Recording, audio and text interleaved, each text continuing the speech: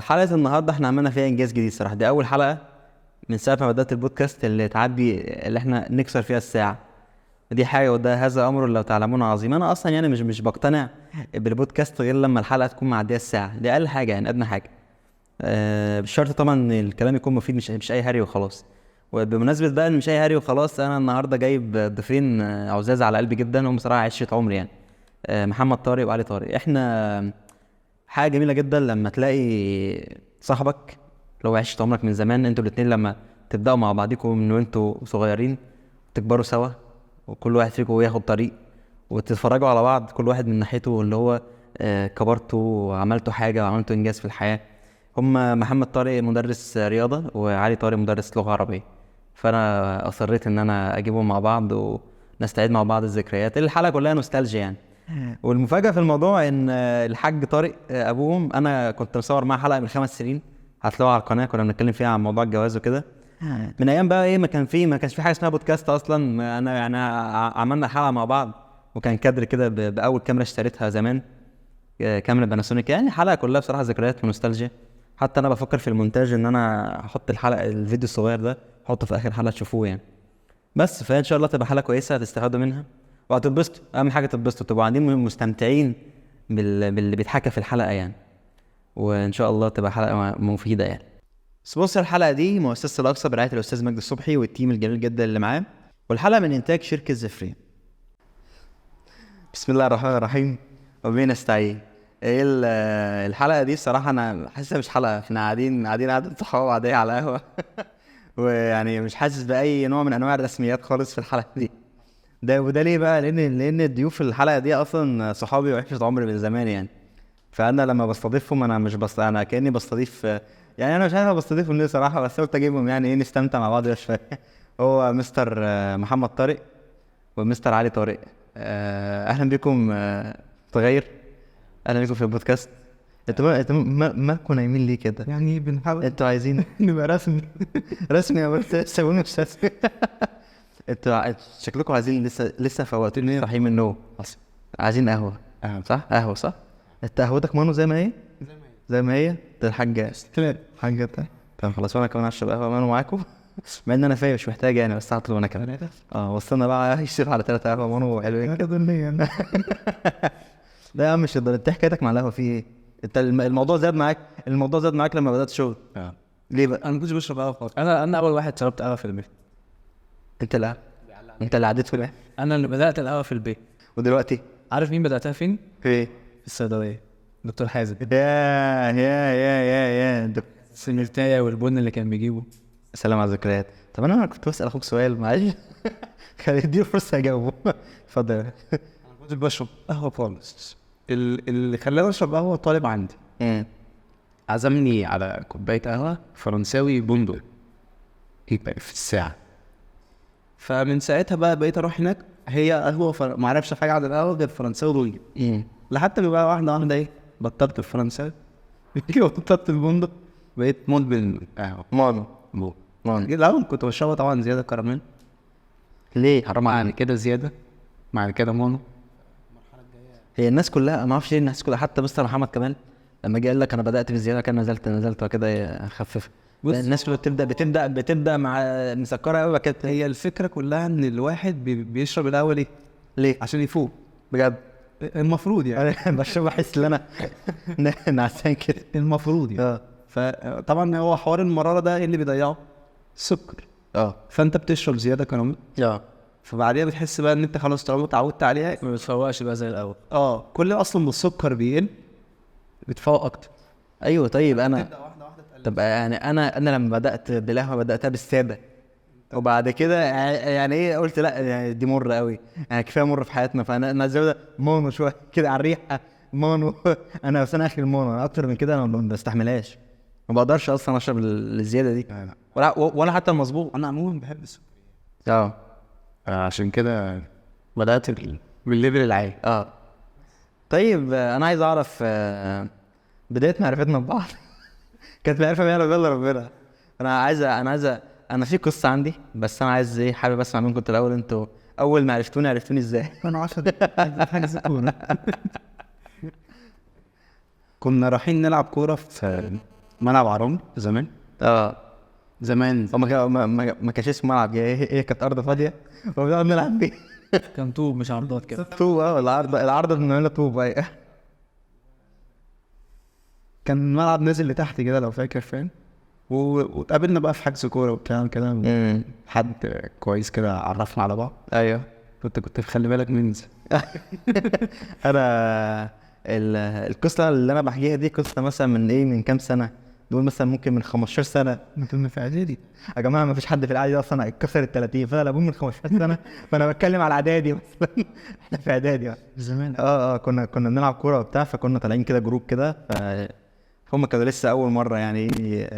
فقال لي فالدوم قال لي بص خد حمد وعلي اهم اول مره معانا وبتاع، فخلي بالك منهم يا جماعه. انتوا الطلبه اللي عند مستر علي ما شافوش علي زمان وهو صغير، شعره ده سايح عند كتفه كده، وكان يجري بقى والهوا بقى يطير شعره. ده كان انا لو عندي سؤالك قديمه هرفعها، سامحني يعني. ايوه ببعت لك. فكان مقطع الدنيا خالص يعني. بص يا جماعه سبحان الله، القهوه جت اهي، القهوه جت كده. تعال اتفضل نشرب القهوه، اتفضل. معلش. هو احنا كنا في اول حلقه كنا متعاقدين مع واحد بيعمل القهوه، بس بعد كده لقينا التعاقد معاه. اتفضل انزل بالقهوه، انزل بالقهوه. طبعا جايب لك القهوه بالطبق بتاعه عشان بس ايه. احنا طالبين 3 قهوه بس اللي هيتحط على الترابيزه 4. ازاي ما تستنيش؟ اصل يوسف ما لقاش زبادي فواكه، فاللي يجيب قهوه حليب. لا كان لا كانش ده ما صدق هجيب لك زبادي دلوقتي. تسلم يا غالي، تشكر، الف شكر الف شكر. الكوبايه بعيد عني، بس انا لما تبرد شويه بشربها. انا وانت واحد. خلي بالك، وانا زمان كان شعري كده، بس انا يعني باظ قبل علم. انا عوامل التعريه كانت عندي اعلى شويه. هي عندنا شعرها ناعم بس مفيش حد في العيله فكر ان هو ازاي يعني يتقله حافظ عليه. انا صرفت كتير يا ابني على شعري، يا عيني كتير، يا عيني يا ابني. في شو عشان الموضوع وراسي.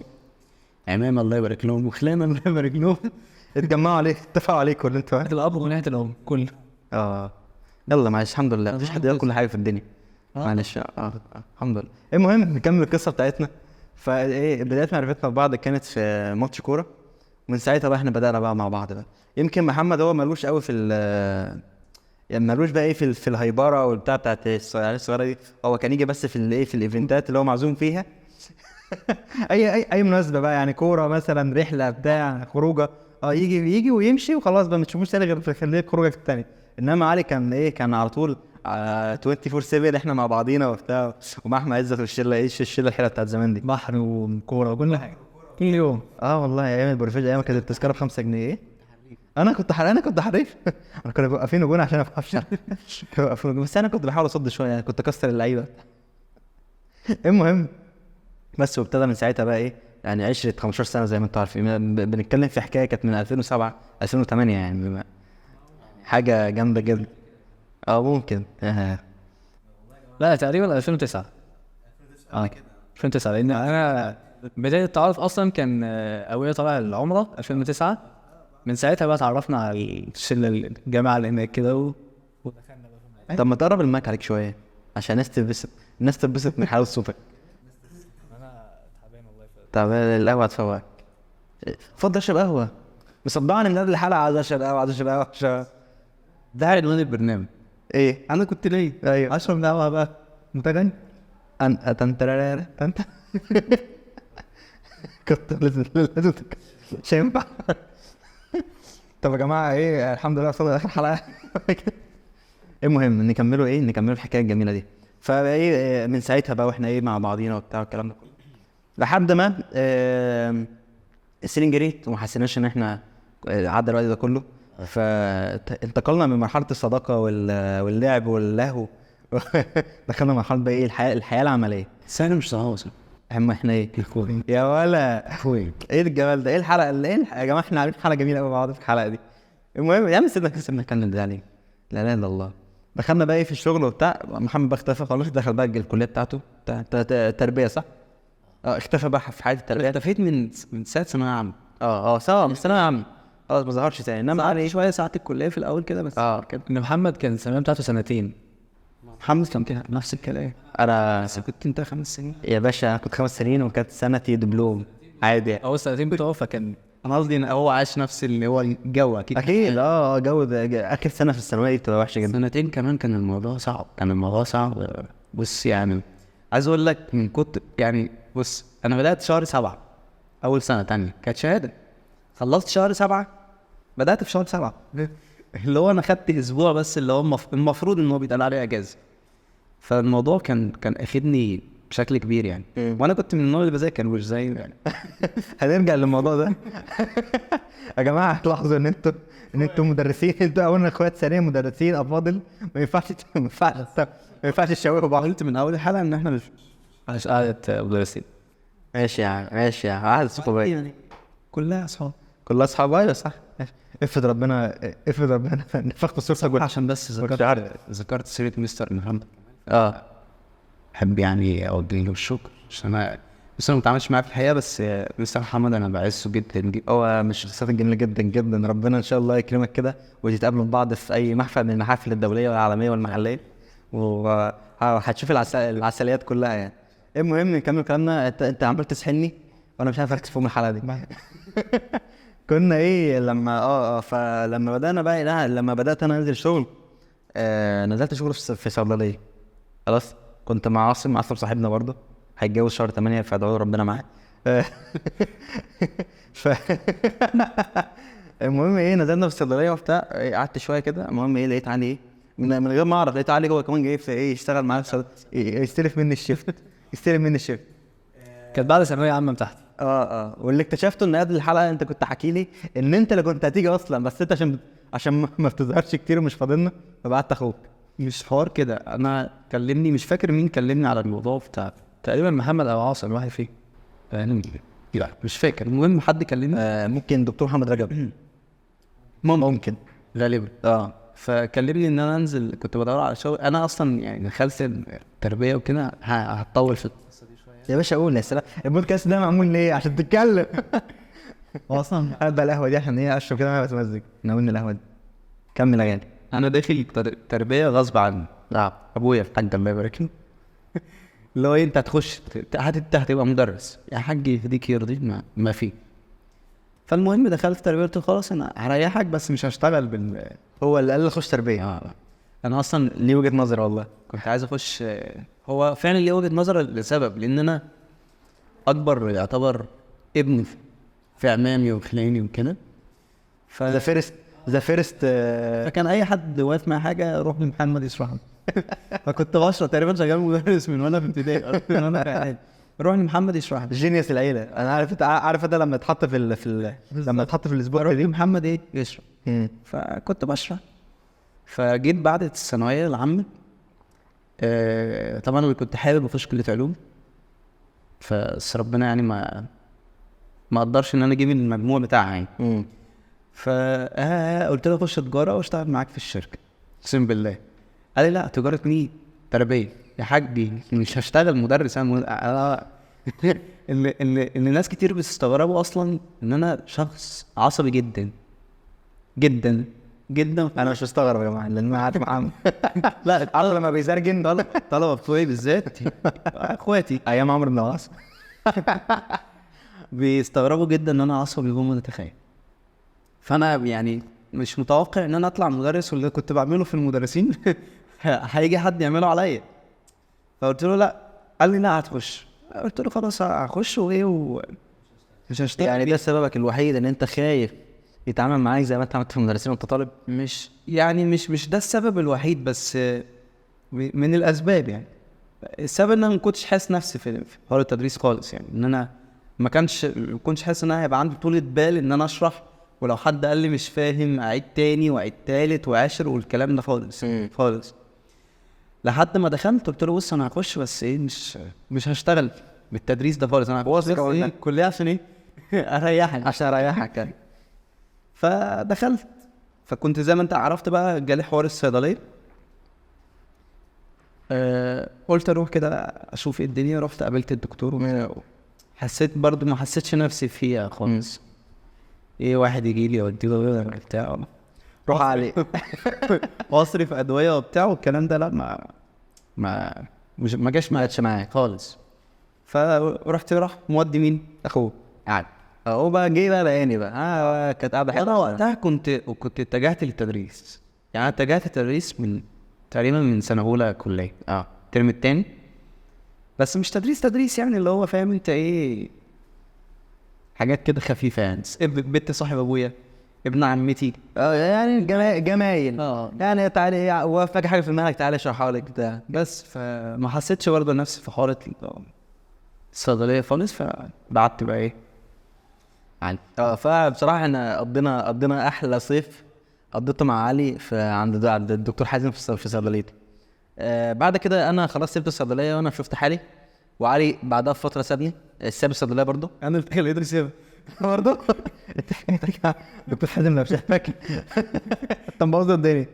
المهم ايه المفاجاه بالنسبه لي ان علي، انا عارف ان انت كنت ماشي بحوار التدريس ده من وانت في اولى كليه، من قبل اولى كليه. اللي كان مفاجاه بالنسبه لي ان بعدها بفتره اتفاجئت بعلي نازل وتفاعل مع الطلبه وبتاع وايه وبتاع. فانا من ساعتها انا كنت بص كام سنه انا عايز اقعد معاك استغل الفرصه واحكي لك واسالك سؤال. ازاي بدات في موضوع التدريس ده اصلا؟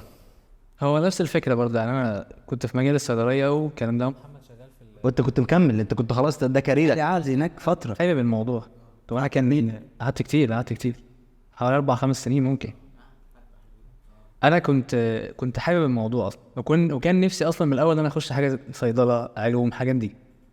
طبعا بقى نصيب فاهم، فدخلت فدخلت اداب علم علوم. ايوه انا مستغرب جدا. دخلت اداب من ضمن الاقسام اللي كانت موجوده، والماده اللي انا بحبها هو العربي. فرحت داخل اداب لغه عربيه. انا في طول حياتي تقريبا اكتر مادتين بحبهم الرياضه والعربي تقريبا. بس عشان علم علوم مفيش حاجه، مفيش سكه في الرياضه ليه فاهم. فانا قلت خلاص بقى اتجه في الايه في العربي. فبدات الموضوع سنه اولى شغال في صيدليه عادي ولا في اي حاجه. جت تانية بقى بدات ان انا ايه، محمد طبعا في تعالى جرب شوف اشتغل جرب. انا اول مرحله بداتها في اخر تانية تقريبا او ممكن تالتة او ممكن تالتة. اول مرحله بداتها كانت ثانويه عامه. انت دخلت تحتيه على طول. صاحبي ومعاه طلبه وكده قال لي بص العيال دول في العربي خالص ومش عارف ايه والكلام دوت. قلت له ماشي اشتغل معاه. نزلت ها تمام 100. العيال جابت درجات كويسه ما شاء الله، ثانويه عامه ثالث ثانوي تمام. بس من ساعتها بقى لما لقيت ده دفعه كام؟ دفعه تقريبا 2018 تقريبا. العيال دلوقتي اتخرجت من كلياتها، واللي خلص جيش واللي اتجوز قبل الكورونا بسنه كانت اول مرحله ليا. مع ان الطبيعي اصلا الاغلب بيبدا من هو ابتدائي او اعدادي بعد كده يطلع ثانوي. انا اتحطيت في الثانوي ده اول حاجه، في ثالثه ثانوي دي اول مره. فكرتني استنى معلش هقطعك في النقطه دي. كان اللي حكى لي قصته وانا هستضيفه ان شاء الله ويحكيها باستفاضه. كان ميسيو مصطفى فايز فرنساوي. حكى لي قال لي انا خلصت كليه كان في عجز في المدرسين، خلصت وسط المدرسه خطفته خطف هو ودفعته. كان في التسعينات. هو حكى لي الحكايه دي انا فاكرها، ان شاء الله هستضيفه ونحكي لك القصه دي باستفاضه. فانت فكرتني بيه، يعني الكلام ده من التسعينات بطل بقى دلوقتي. فانت ايه خلق على ثالثه ثانوي على طول. لا ما شاء الله والعيال ادت ده وانا في الكليه يعني في ثالثه كنت بشتغل مع العيال وخلصت امتحانات الكليه واستمريت برضو مع العيال، والمجموعه بدات تزيد معايا واحده واحده تمام، والعيال جابوا درجات كويسه وبدات بقى في المجال من هنا. بس طبعا يعني محمد اللي وجهني للمجال في الاول، هو اللي شار عليك. انت شفت فيه ان هو انا جيت قلت له يا ابني كار الصيدله ده مش كار. بعد 4 سنين وحوان. بص مهما يزيد في حوار مش مجالي برضو مش شهادتي، مش هيبقى زي اللي هو خريج صيدله او خريج مثلا. ليك ليميت مش هتعرف تعديه، فاهم؟ مش هتعرف تكبر نفسك، مش هتعرف تكبر مجالك في دي بالظبط. بس من ساعتها بقى اتجهت في المجال واشتغلت شويه اعدادي واشتغلت شويه ثانوي. ممكن ابتدائي ما طولتش فيها ان انا اخد ايديا شويه، فاشتغلت ممكن سنه. اعدادي عايز طول بال وصبر. ابتدائي اشتغلت سنه ممكن، ما طبعا من ثانويه عامه ان انا انزل ابتدائي دي كانت انا مش كده. الناس ما انت ماشي عكس التيار، الناس كلها تاخدها تحت لفوق زي ما القهوه. قعدت السنه دي في ابتدائي، لا انا السنه اللي فاتت عملت مع ثانويه عامه، السنه دي مع ابتدائي ما فيش. ما تستغربش، ما احنا اصحاب من زمان، فاحنا نفس الدماغ نفس الدماغ والتعامل مع الحياه، ناخدها بالعكس. بدات في اعدادي شويه لقيت الدنيا عيال مش زي ابتدائي بس ومش زي ثانوي، بس في متوسط. وعلى فكره اعدادي بتبقى فيها عيال نابغه كده ما شاء الله، يعني عيال بيبان عليهم ان هم فاهم. بس واستمرينا في المجال الحمد لله. فكرتني. انا عمال العب، انت بتحكي حاجات عمال افتكر. كنت في بناخد درس برايفت في دبلوم، يعني عشان ايه، يعني احنا كنا بننقي، يعني المجموعه بتاعتنا كانت 7 انفار واحنا منقيين بعض، مش ايه مش اللي هو هم السبعه دول اللي هم سبحان الله احنا السبعه دخلنا. فكان المدرس اللي بيجي لنا ده يجي ده يقول لك يا جماعه انا قاعد انا شايف قدامي وشوش هندسه. فانت قلت في علامه بيبان على وشها ان الواد ده ما بتخش هندسه. الحمد لله الحمد لله. يلا الحمد لله اللي حصل بقى. انت خلاص خلصت الحكايه ولا في تاني هتقوله؟ لا تمام. تمام. مرضي. على صف المونتاج بقى خش على محمد سامي. احنا وقفنا في قصتك لحد ما انت بتشرح لقرايبك جمايل مجاملات بتساعد الناس اللي حواليك كده يعني. امتى بقى بدات تحول الموضوع من هوايه؟ بس انا لما جه الموضوع ده اصلا، يعني كمان عايز اقوله لك ان انا مش ما بداتش رياضه، يعني تربيه قسم رياضه بس ما بداتش رياضه. انا كنت حابب اطلع انجليزي او مدرس انجليزي. فرقت معايا جوه الكليه لازم تبقى جايب درجه معينه في الانجليزي، تقريبا 47 وانا كنت جايب 45. فبنت صاحب بابا وكده كان عايزه حد يذاكر لها انجليزي وبتاع، فلقيت الدنيا حلوه في استقبال، ويا هو ده الانجليزي وبتاع.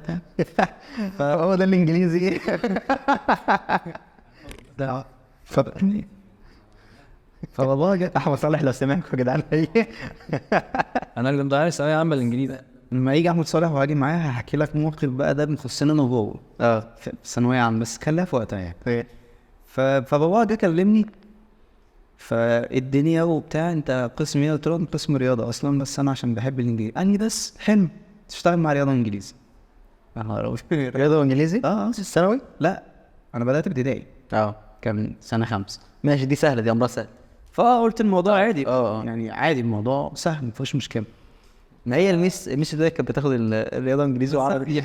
بس انا ضد كده يعني. ابتدائي عادي الدنيا فيها انا برضه المنهج خفيف. انا برضه المنهج القديم خفيف. انا ما بحبش كده، التركيز في حاجه واحده بيبقى احسن. فالمهم البنت دي كانت ابن عمتي في نفس المرحله، فعمتي عرفت خدوا معايا. ده بقى يجيب صحابه، بقت مجموعه. بقت مجموعه فاهم.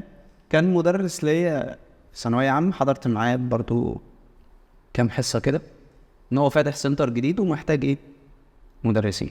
فقريبتي كانت بتاخد معاه، فقالت له محمد كليه كذا وشغال، وراح مكلمني. رحت اشتغلت معاه في السنتر، والدنيا بقى ايه بدات من هنا. وبدات فعلا عنده ابتدائي. بس انا بدات ابتدائي هقول لك، انا بدات في 4 و5 و6 في السنتر الترم اللي بعديه مش سنه، الترم اللي بعديه ثالثه اعدادي. اشتغلت في اولى وثانيه، الترم اللي بعديه ثالثه اعدادي.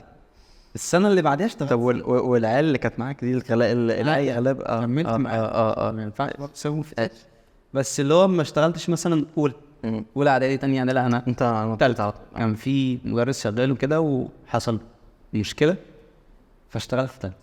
سبحان الله. هي السنه اللي بعديها اولى ثانوي، اولى وثانيه تقريبا، واللي بعديها بدات في ثالثه. بدات في ثالثه وانا في ثالثه كليه مثلا، حاجه زي كده. عايز اقول لك اولياء الامور وقتها كانوا بيقولوا لعيالهم ما تروحوش عند الامتحان ثالث ثانوي. عن الموضوع سنه فيصليه، سنه فاهم انت. اولياء الامور كانت خايفه منك. السن برضو صغير. وقتها راح عند مستر فلان وعند مستر فلان وفعلا العيال مشت من عندي. يعني هي اولياء امور اجبرتهم ان هو يعيش. فعلا العيال مشت، راحت بره جربت مدرس واتنين، والحمد لله يعني رجعت تاني الحمد لله. عرفوا. وعايز اقول لك انا لما خدت قرار ان انا اشتغل ثالثه، صاحب السنتر وقف لي. المدرس اللي هو صاحب السنتر اللي هو كان مدرس قال لك لا؟ قال لي لا، قلت له يا اخي صغير وخايف عليك. ولا غيران؟ بص الله اعلم. بس هو وقتها يعني انا خايف عليك تتحرق، ولو اشتغلت وطلع عليك سمعه. ليه عفيت؟ لا هي الفكره ان انت لو اشتغلت تالتة وطلع عليك ان انت مش عارف تشتغلها، هتفضل السمعة فترة شوية. شغلتنا سمعه، هتفضل ان انت ايه، هيطلع عليك ان انت مش مدرس كويس في تالتة. فقلت له لا، انا من النوع اللي هو إيه، بحب التحدي. قلت له لا هشتغل يا ابني يهديك. قلت له اشتغل. قلت له بص اقول لك على الحل الحلو، انت هات مدرس تاني طب معاك في السن، يأمنك. وانا هفتح، هو ما بيتكلمش ما بيتكلمش عشان مصلحته، بيتكلم عشان مصلحته هو. وانا هفتح معاك. هو خايف على المكان يقع. الحمد لله اشتغلت والطلبه كملت معايا لحد الاخر، وبرضه المجموعه زي. هو دلوقتي بيسمعنا عامل ايه؟ هو عامل ايه؟ وعايز اقول لك بعديها السنه اللي بعديها كان معايا حجز تالتة ما شاء الله. في السنتر بتاعه، ويمكن من اكتر المواد اللي كان ليها حجز سنتر تالتة.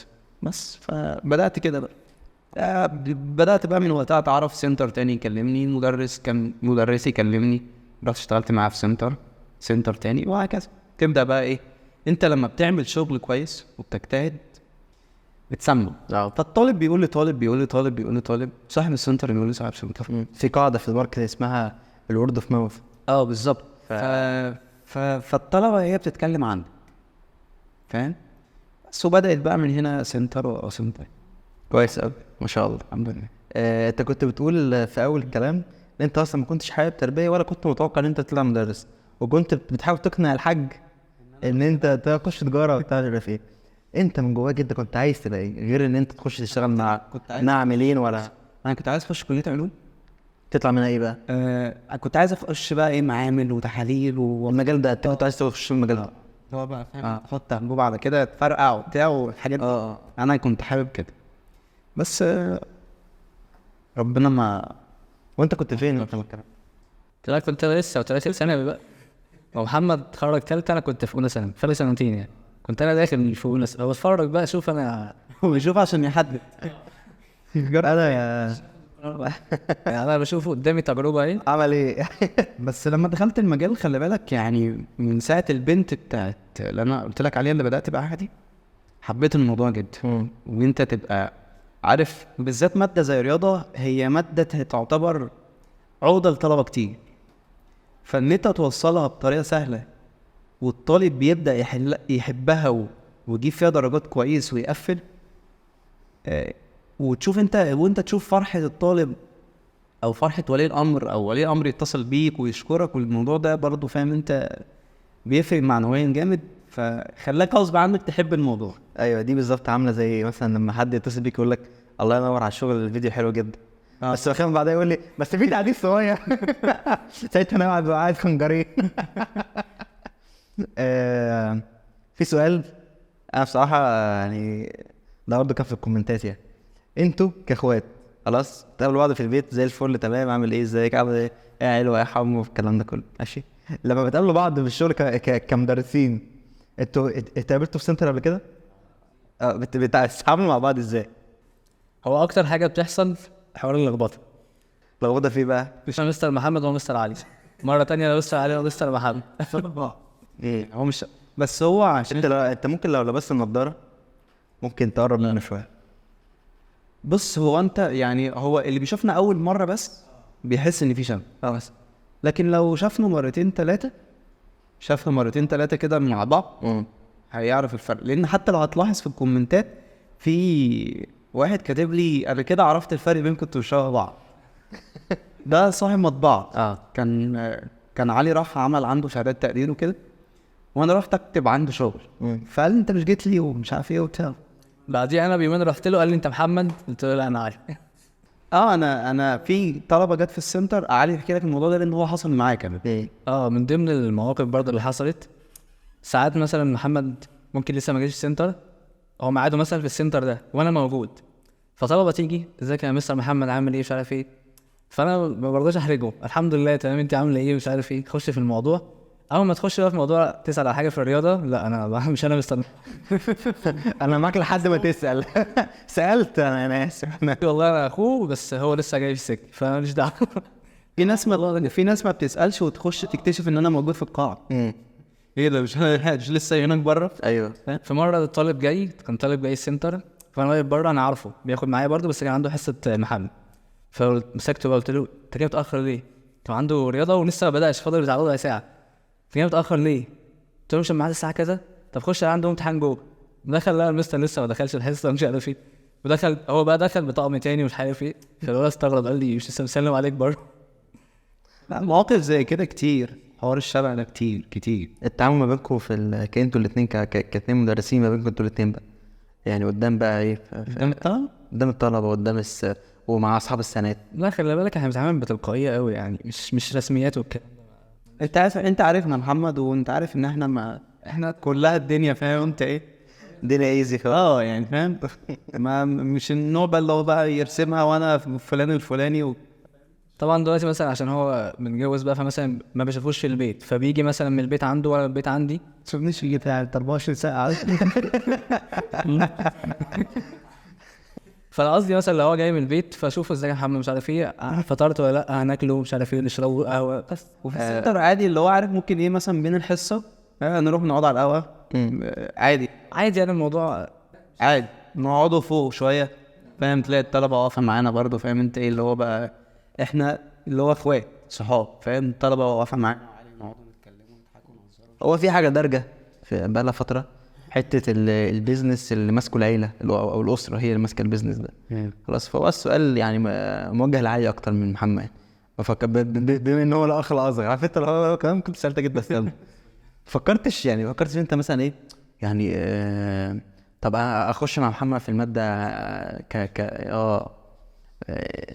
انا اكيد ده جه في بالك، اكيد انت كنت مفترض اكمل في مادتي ولا اخش مع محمد في. بص كتير فكرت فيه كتير، وفي ناس نصحوني ان انا استمر مع محمد في الموضوع، اخش معاه واساعده ومش عارف ايه ونكبر مع بعضينا والكلام ده. بس هو اللي شجعني اصلا على الموضوع. اقول لك لا امشي يلا امشي يلا امشي يلا. بص بصراحه مش عشان هو موجود، يعني محمد يعتبر هو اكتر داعم ليا في الحياه كلها بعد طبعا والدي بندي الصحه فاهم. فهو كان بيدعمني دايما في كل حاجه، حتى لو غلط معايا يصلح لي حاجه مثلا. في مشكله مثلا داخل فيها، لا بلاش دي عشان دي ممكن تبقى غلط. هو طبعا قبليه في المجال عدى الحاجات دي، فهو فكان بيشجعني اكتر فاهم. فكان بيشجعني اكتر في المجال كتير، حصل مواقف كتير. كده اكتر حاجه انت انقذته فيها كان هيغرق فعلي موقف قلت له لا بلاش دي عشان لا مش بص لا هو علي ما حصلش معاه موقف او مواقف كتير لسبب، لان هو اي حاجه هتحصل هيجي مين هيجي يكلمني، يكلم مثلا برضو في احمد صالح برضو يعتبر اخوات المدرسين اللي هم اخوات. عشان بس في ناس متخيله ان انا واحمد صالح معرفه تدريس.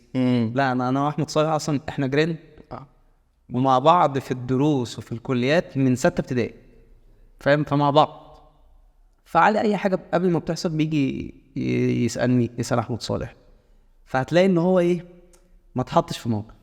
لكن انا مثلا يعني انا بادئ فما كانش في حد اكبر مني اساله او كده، فاتحطيت في مواقف مش موقف. فانا قبل ما اقابل اي حاجه بساله ايه رايك في كذا، اخد الخطوه ديت ولا لا؟ تمام شايفها انها خير وكويسه وبحاجه كويسه ليا تمام، وهو طبعا ورايا على طول. مش تمام يقول لي لا ممكن الحته دي نقعد بقى نتكلم ونتناقش في الموضوع، ممكن هو وجهه نظره صح انا غلط العكس. ندمت على اللي انت تروح سيبني روح انت شوف فيلم مادتك اكيد لا طبعا ربنا خالص لسبب انا كنت حابب ان هو برضو يبقى ليه شخصيه وكارير مستقله بنفسه، ما يبقاش ان هو مرتبط بمحمد طارق فاهم. ان حتى لو هتيجي تسال مثلا في ناس اللي هو مثلا يروح يشتغل في سنتر، انا اخويا فلان وفلان الفلاني هجيبه يشتغل معايا، لا انا مش، مع ان ده طبيعي ومش حاجه هو طبيعي هو طبيعي مش هقول لك ان هو حاجه منطقيه تماما. هو يتسقف مش هو بيسبق.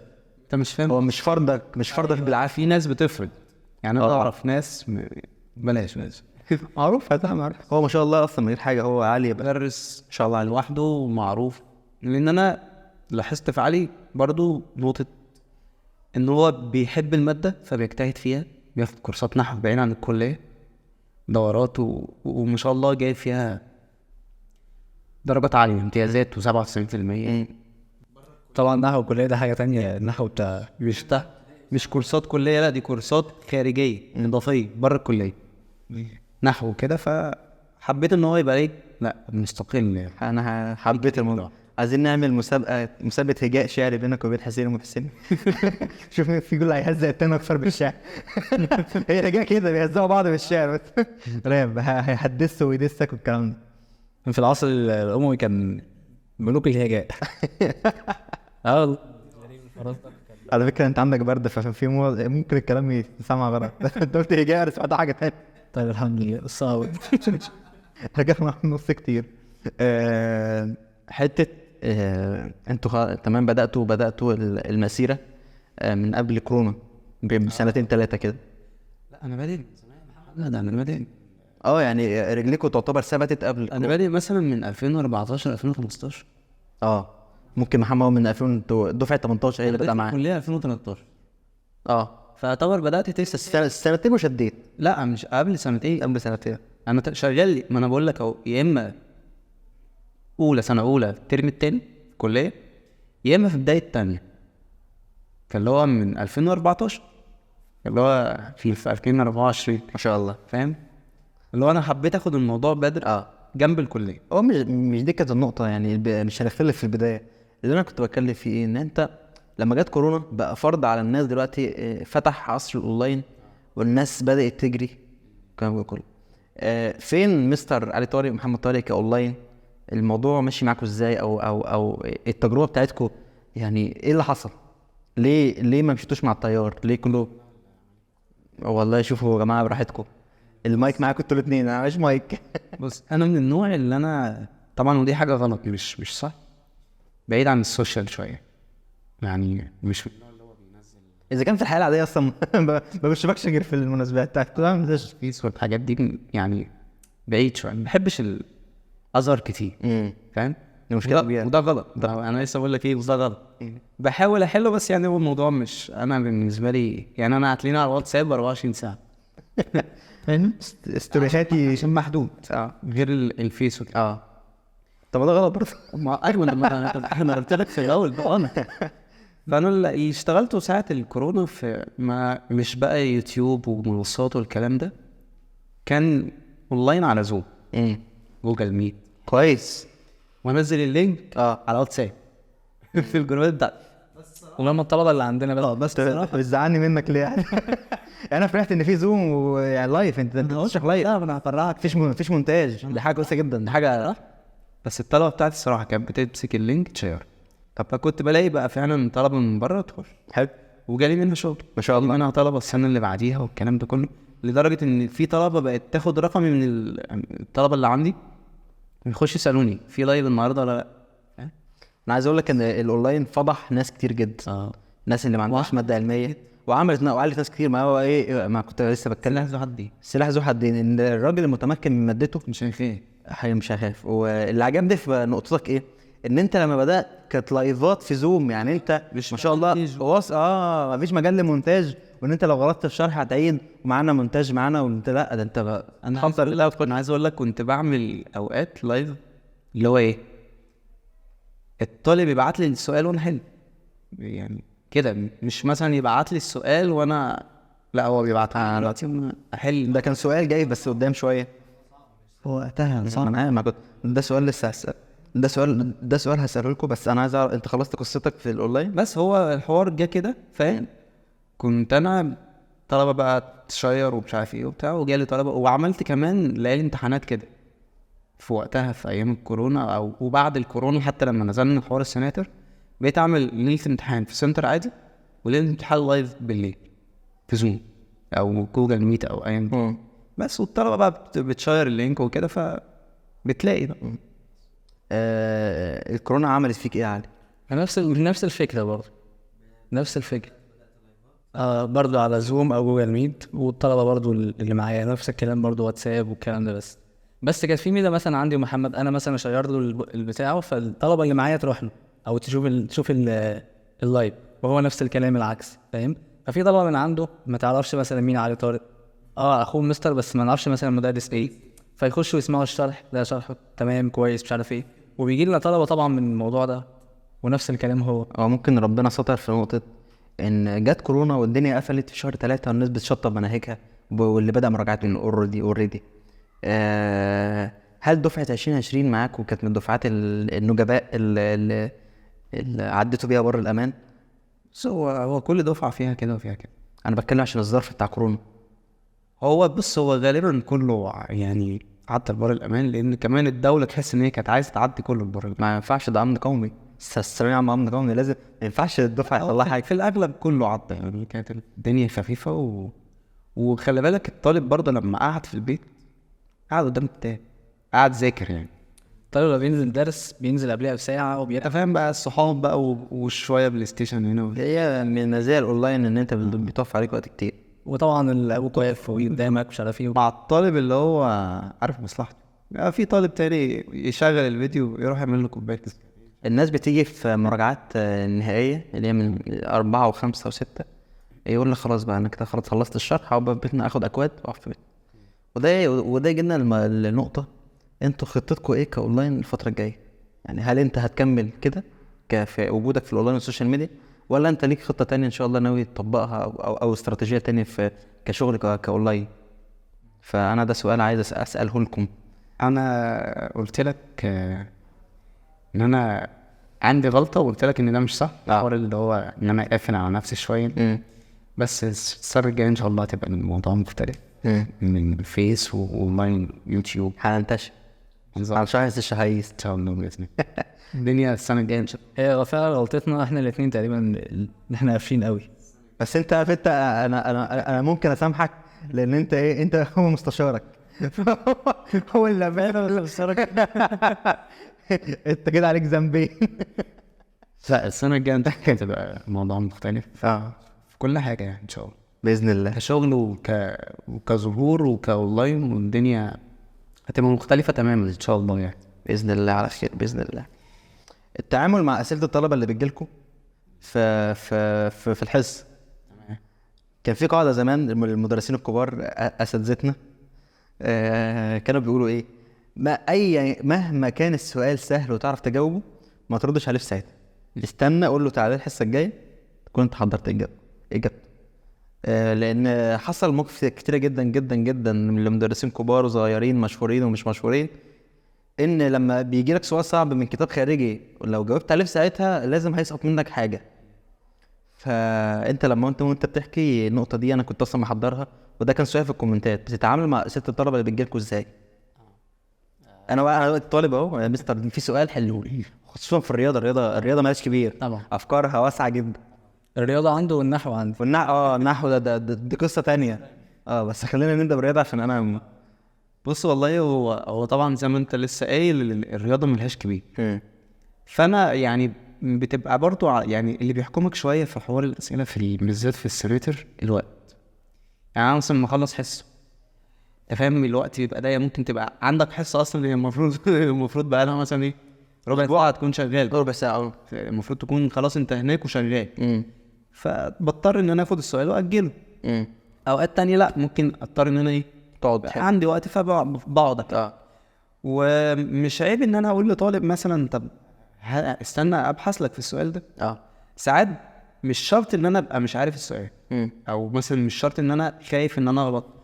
في اسئله بتبقى ليها كذا حل، ليها كذا طريقه. ايوه دي حقيقه. انا بحاول كمحمد طارق في شغلي بقى عموما، مش في الاسئله بس، اشتغل باسهل طريقه بالنسبه للطالب، الطريقه اللي تبسط على الطالب. انت مش عايز تبين ان انت مجعلصها، ويا جماعه بص ده التنين المجنح اللي بيجيبها من قفاه. وممكن الطالب ساعات بيبقى الطالب وهو ناقل مساله من كتاب او ناقلها من على اليوتيوب او ايا كان، في جزء سقط منه، هو ناقل حاجه المساله ناقلها مش كامله.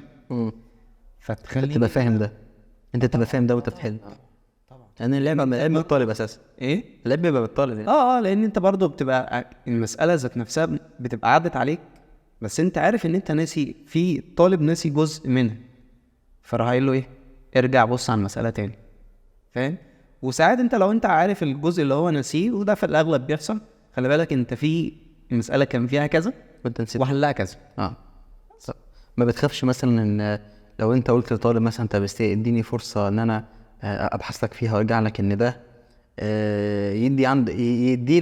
يدي عنك انطباع ان المدرس ده مش ما تخافش؟ انت ما تخافش مثلا من حاجه زي كده؟ ما بخافش السبب، لان زي ما انت قلت الرياضه الرياضه بالذات ملهاش كبير. بس ده افكارها كتير جدا، ماشي. شغلها كتير، وزي ما بقول لك في الاغلب ان انا لما بقول له استنى ابص لك على حاجه، مش بيبقى ان انا خايف ان انا احلها، لا هي بتبقى الفكره ان انا عايز اوصلها لك بطريقه سهله تناسب سنك. انا ممكن احلها بطرق تانية بس مش هتناسب المرحله العمريه بتاعتك، فاهم؟ فاللي هو لا انا ببص لك بحلها لك بكذا طريقه واشوف هيبقى الاسهل بالنسبه لك ايه وايه وبتعمل واحلها. مستر علي خلصت انا قطعتك اصبر. وغير كده وكده بقول لك زي ما بقول لك ايه، بالذات في النظام الجديد ساعات بيبقى فيه افكار وشغل كتير، فبتحتاج ان انت برضو ايه تقعد معنا. عارف انت ممكن ما تعرفش تجاوبها لسبب في نقطه قصدي ايه اللي هو ايه، انت ذهنك طالع من حصه وحصه وحصه وحصه، فذهنك ايه مش صافي. فلما تقعد مع حالك كده وتهدى مش هتاخد منك حاجه او هتبقى عارفها. الموضوع مش شرط ان انت تبقى مش عارفها، او ممكن انت لما تبقى ذهنك مش حاضر دلوقتي او مش في المود دلوقتي، طالب عكنن عليك في الحصه بس انا مش فاهم فانت قضيت مش يلا قول فانت قضيت فاهم. فلو بتبقى عايز تريح بس بالك عشان تعرف ايه تظبط الدنيا، مش النقطه اللي هي السلبيه، ما تمسكش في النقطه السلبيه. مستر علي ما فيش طالب مره جالك قال لك شوف لنا قطعه النحو دي تقول ايه قارب لي؟ بس انا والله يعني الحمد لله ما تقريبا الحمد لله ما فيش ولا مره حاجه وقفت معايا في الحصه، فاهمني؟ فعلى قد ما بقدر حاجه عارفها وحاجه سهله. طبعا برضو النحو نفس الكلام ملوش كبير تمام خالص، وساعات كلمه يبقى فيها كذا اعراب تمام، وده موجود في القران حتى في كذا كلمه ليها كذا اعراب تمام.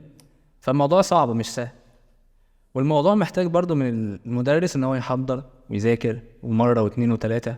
موضوع المدرس يذاكر ده موضوع مهم جدا جدا جدا بالذات في النظام اللي احنا فيه ده، فاهم؟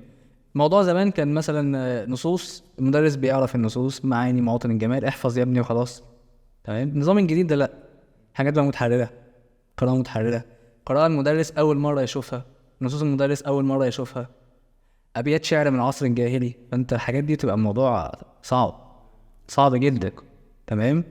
بس فالموضوع بيبقى حاجه مش عارفها هقدر يعني مثلا حاجه عرفتها بجاوب في وقتها، حاجه لقيت الموضوع صعب فيها ليها كذا حل بقول له ليها كذا حل، ممكن ابحث لك عن حاجه الصح فيهم الحاجه الاصح فيهم وهكذا.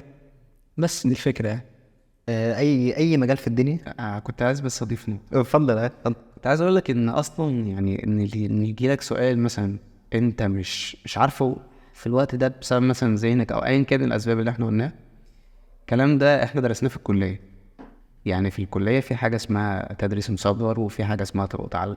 المهم ان في ماده من المواد في الكليه كان بيجي لك لو طالب جه سالك سؤال وانت طبعا لسه بادئ ازاي تمشي، فاهم الفكره؟ فهو اصلا في الكليه هو بيرتبك ان انت تتعامل مع حاجه زي كده. بس دي الحاجه اللي انا بقى عايز اقولها لك ان انت اصلا او انا كمحمد بتجتهد طبعا زياده عن الطالب. يعني هو الطالب مرجعه ايه؟ كتاب مدرسه، كتاب واحد خارجي، انت من ضمن المصادر. ما بقول لك المذكره اللي انت بتعملها له كتاب مدرسه، كتاب معاصر مثلا في الاغلب كرياضه. انا مش ده مرجعي، انا بدور في مراجع اكتر. فاكيد التفكير طيب اكيد الموضوع ذات نفسه، او انت لما تبص في حاجه اعلى تبقى الحاجه اللي بالنسبه للطالب هو شايفها صعبه بالنسبه لك. عمركم قابلتوا طالب موسوعي اللي هو طالب بدرجه مدرس؟ بص انا قابلت طالب حافظ كتاب المعاصر حافظ الطلبه اللي هي مش محتاجه دروس اصلا حافظ كتاب المعاصر. انت يا ابني انت بتضيع وقتك معايا. اقعد تلاقي طالب حافظ كتاب المعاصر، يعني السؤال كذا ده اجابته هتبقى كذا. هو اجابته كذا، مش مثلا هو عارف الخطوات ولو قلت له هيحل، بس وانا بكتب السؤال مستر اجابته هتبقى كذا. فاهم انت؟ من غير بس طبعا الصراحه اصحابه كانوا بيتوصوا بيه يهودي وشام. الواد ده فين دلوقتي؟ الله يرحمه. لا موجود. دخل لسه طالب معاكم؟ لسه طالب. ربنا يوفقك. ربنا يوفقك. لما علم علوم يا خساره هو نصيبه. يلا هنعمله ايه بقى؟ ربنا يوفقك. اللي انا كنت بقوله قبل ما تقاطعني حضرتك، اي مجال في الدنيا بيبقى فيه ولاد حلال زي ما انت كده ما قلت، ان احنا صبرت لبعض وبنقف على رجلينا ولينا اصحابنا المتربين معانا وفي معرض نفس المجال وبتاع. ده شق. في بقى شق اكبر سيكا، ان هو ولاد المؤذيين، ولاد لا عشان بس عشان اليوتيوب ما يعمليش مشكله. الناس المؤذيه في المجال والعقبات اللي بتواجههم، اكيد انتوا اتلسعتوا اكيد الكلام ده. بص برضه نفس الكلام، انا مش قوي ان انا هو فاهم اي حاجه محمد كذا كده، حاربت واتحاربت، قتلت واتقتلت، هو بيعمل كله وانا نفس النظام. فاهم. والله بقى الناس عايزه منك ايه؟ الناس المنافسين عايزين منك في ناس مش شرط يبقوا منافسين ومش شرط يبقوا نفس المادة. بس هو بيذكر الله. هو في ناس هو في ناس بتحب تشوفك ناجح، ما تحبش تشوفك ناجح، بالذات لما تبقى في سن صغير وحققت حاجات هو وعامل حاجه محققهاش، هي مش حابة كده، فبتضطر بتحاول تأذيك بأي طريقة يعني، فاهم. بس يعني مهما بيعمل هو سبحان الله اللي ربنا كاتبه لك هيأس ليه أو من غيره، فاهم. وبتعدي الحاجات وتلاقي نفسك اكتسبت منها خبرات كتير، فاهم. مش عايز احكي مواقف والله عشان بلاش مواقف. احكي لي اكتر حاجه طلعت من نافوخك بس ربنا عوضك وقلت الحمد لله ده حصل. انا كده اي حاجه احكي لي من غير بدون ذكر اسماء. ماشي. بدون ذكر اسماء. جت عليا سنه من السنين كنت شغال في سنتر ورجلي اتكسرت. انا طبعا انت عارف من النوع اللي هو بيلعب كوره وبتاع بلمسه. لا هو بيلعب كوره زجاجي. زجاجي خمس زجاجي بس اصابات كوره. اصابات مالهاش لازمه يعني. انا خارج العب مع صاحبك كسر واجي ايش كمل، فاهم بقى. ضغط وبتاع، انت عارف من زمان ايه. ماشي يا كابتن ماجد في زمانه. فلما رجلي حصل لها حوار الكسر ده، فكان اكيد حد بيبقى لسه بادئ شويه مثلا في اول كام سنه بيبقى عنده شغل برايفت شويه. فانا جبت شغل البرايفت ده كله في سنتر. جمعتهم جنب شغل السنتر، يعني انا ليا شغل في السنتر وشغل برايفت، بس جمعتهم عشان انت خلاص تعبان وبتاع. بالظبط. اجزت اسبوع تقريبا عشان حوار رجلي وكده. فصاحب السنتر قال لهم مستر محمد مش موجود ومكسور ومش هيجي كمان مش عارف قد ايه، في مدرس فلان اسمه فلان انت عارف الشغل ده لسه في اسقم يعني. بس ايه حصل ايه؟ المهم الاسبوع اللي بعديه نزلت انا قاعد في القاعه جوه شغال بقى، قاعد مش زي الاول انت بتطلع وتخش الطلبه تيجي مستر محمد، لا ما جاش النهارده في مستر فلان. لا ده كده اوفر يعني. ماشي انت ما جيتش فالطلبه مش عايز يمشيهم، ففي واحد تاني يعني ايه مبلوع شويه. لو انت مكانك ممكن تفكر كده، بس يعني ده عيب. انما انت قاعد في القاعه ويقول لهم لا مشينا في بقى خش بقى مدرس. مشكله كبيره دي، مشكله كبيره. المشكله ان انا طلعت بعد ما خلصت بقى ما فيش ماشي. عرفت منين بقى؟ وليد معايا انت ايه بنت حضرتك جت وملتك؟ جت وقالوا لي ان انت مش موجود ودخلوها عند المستر التاني. عملت ايه بقى؟ صرفت ازاي؟ والله بص انا يعني عشان برضو الطلب رعاية ربنا فيهم وفي المكان كملت الترم بتاعي في المكان. الترم احنا كنا خلاص يعني داخلين على امتحانات مش خلصت. وبعد كده مشيت وقلت له ليه انا ماشي ولا السلام عليكم؟ بص يعني انا هو عارف هو عمل ايه يعني؟ هو عارف هو عمل ايه. وهو مش الموقف ده بس اللي عمله معايا في نفس السنة، عمل معاك كذا موقف في نفس الوقت. فالموضوع ما كانش محتاج بقى تبرير. هو اتبرر بعد كده بقى لما هو مش عايز اقول لك مثلا ايه كان شايف خيري ومثلا جاب حد المهم يعني ايا كان سبحان الله هو جه عليا، فاهم. فانت فاهم ربنا ما بيسيبش حق حد، فاتلسع يعني. ايه اللي حصل؟ كده اتقفل بس بس عايش قطع. اما ربنا يرزقه يا رب. هو ظاهر ان انت مش انت لوحدك اللي عم كده، هو ربنا يمهل ولا يهمل. هو عم طالما ده اصلا طبعه وده ديدانه في الشغل وفي المجال، هو بهذه القذاره نعتذر للقذاره. فهو ربنا مش بيبارك حاجه زي كده. الحاجه اللي انا عايز اقولها في الاخر في القصه دي يعني، احنا مش بنحكي لمجرد ان احنا بنتشفى حد او كده. لا خالص. ان انت ايا كان انت ربنا حطك في بوزيشن او في منصب او في مسؤوليه، انت المفروض تراعي ربنا. وحاجه تاني حاجه الحاجات اللي انت بتجري وراها دي في الدنيا دي فانيه. فانت المفروض انت بتستثمر في الاخره، صح؟ بس فدي حاجه وحشه. ما ينفعش انا استغل مثلا لو حاله مرض ظروف مرض ظروف اي حاجه. لو مثلا انت مثلا واحد ربنا باعت لك حاجه، ده لا، ربنا لما بيبعت لحد حاله او حاجه مثلا تعمل لها تخفيض او حاجه مثلا ايا كان هديه. انا ما بحبش اسمي كلمه مجاني دي، بحب اسميها هديه. فده بيبقى رزق ربنا بعته لك، انت مش متخيل كم الاجر اللي انت تاخده في الاخر. زي ما بيقولوا المثل، المركب اللي ما فيهاش الا بتغرق. ما فيهاش الا فعلا فعلا. ده انا اعرف ناس بتفتح مشاريع، يعني مثلا لو 3 أو 4 شركاء يقول لك احنا هنحط معانا الشريك خامس. مين الشريك الخامس؟ ربنا. هنقسم الاسهم على 5، لو احنا 4 بنقسم الاسهم على 5 والسهم الخامس ده بيطلع حاجه لله. في ناس بتعمل انت الموضوع صعب والله. الموضوع انت بتحكي حاجه صعبه جدا والله. اكيد، بس اللي انا اسعى في قطع عيش حد، قطع رزق حد، وان انا بتحكم من مين يخش عند مين. ليه يا عم؟ كل واحد ربنا بعت له. بعدين انا بقول لك الشخصيه دي او ايا كان الشخص انا كنت بتعامل معاك ان انت كاخ كبير المفروض ترشدني، مش لا ده بيموت بيحلبك. ينحل وراك. كتير. نخش في الموضوع. نخش السؤال الثاني. السؤال الثاني ده برضو سؤال من الكومنتات اللي جات لكم وبصراحه وتكرر عندك وعندك. ممكن نفتح الكومنتات. ايه ده؟ انا محضر. عيب عليك، انت مش جاي تشرح. ما هو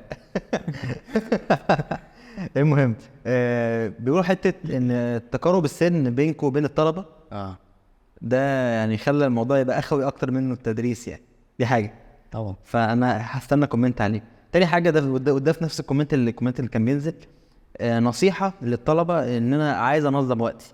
انا كنت سايب السؤال ده للاخر بس انا قلت ايه اقول ده مع ده يعني. ماشي. فعايزين كومنت حته ان انت التقارب مع الطلبه، هل دي كانت حاجه كويسه ولا حاجه وحشه معاكم؟ وحته ازاي انا انظم وقتي. اللي بيسمعنا التريكات بتاعتكم ان انتوا عايز انظم يومي، انظم جدولي، انظم حاجه حياتي عموما عشان اطلع بحاجه في الاخر، ابقى حاجه. اتفضل. انت اتكلمت كتير، عايز اسمع عليه شويه. طيب بص، اول حاجه معلش ايه بالظبط مستر محمد. انا اسف. السؤال من الاول حته تقارب السن. خلينا في تقارب السن دي الاول. انا شايف انها حاجه كويسه جدا. ليه؟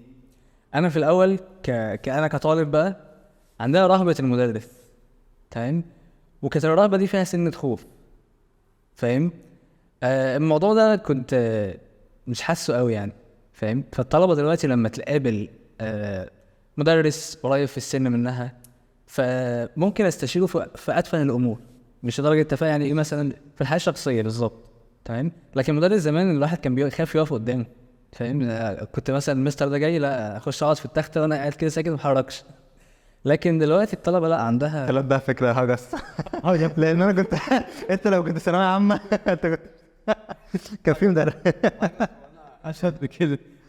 يمكن مش في كل بس انا كان في موقف ولا موقفين انا اعرفه عن علي، اللي هو يعني كان يخش كده يقعد يرازي في المدرسين، بس المدرسين ان هو ايه اللي انت عامل معاهم علاقه، فاهم؟ وانت كانوا عامل يكون الموقف ده بتاعي وانت بتتلغوا.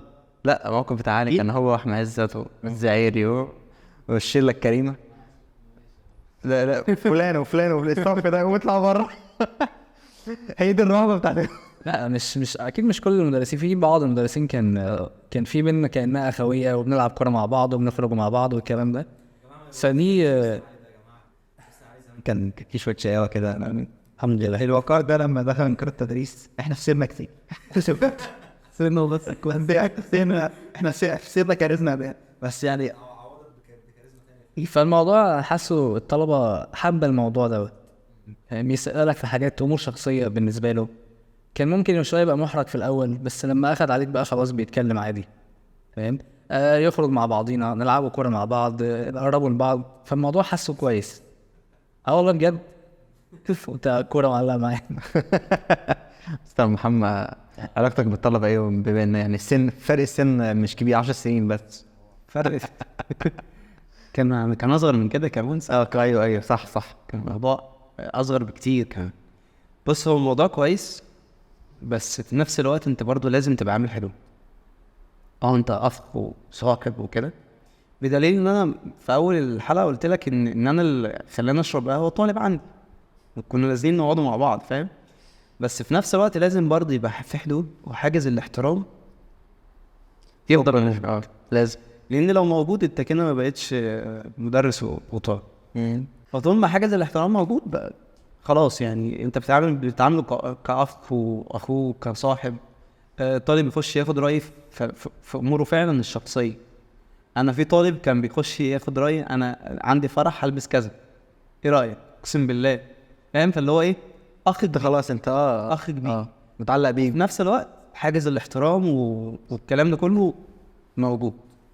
وطول ما حاجز الاحترام ده اصلا موجود، انت بتحافظ على العلاقه ان انت كاخ، لان لو اتشالت خلاص صح فاهم. بس فقرب السن دي حاجه كويسه طول برضو ما في الحاجز ده موجود.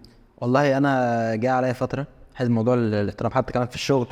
معلش هقول لك حاجه، لان انا برضو كان في مدرسين كتير ليا وانا طالب كانت النقطه دي عندهم الصراحه، بيتعاملونا كاخوات صغيره او كطلبه او كاصحاب عندهم مع الاحترام.